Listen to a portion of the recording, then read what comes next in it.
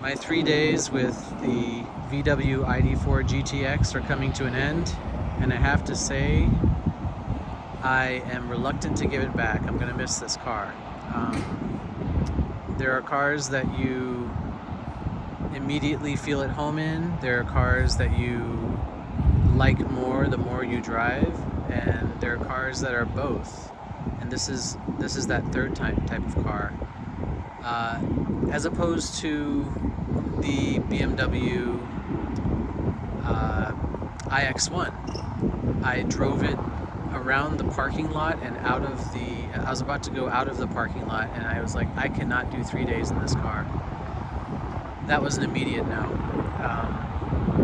This is definitely a step above that, and I would say, like, even I enjoyed it even more so than the BMW iX sitting there. That thing just has no soul whatsoever, and I enjoy it more than the XC40 Recharge you see parked next to it. That thing, like the iX1, just feels a little too much like a down market car for comfort.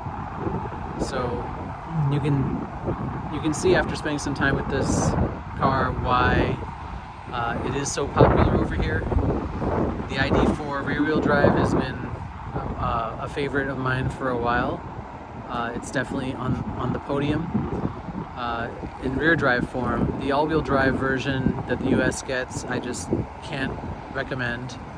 But this one, essentially, it finishes the job that the all-wheel drive started, and it's just down to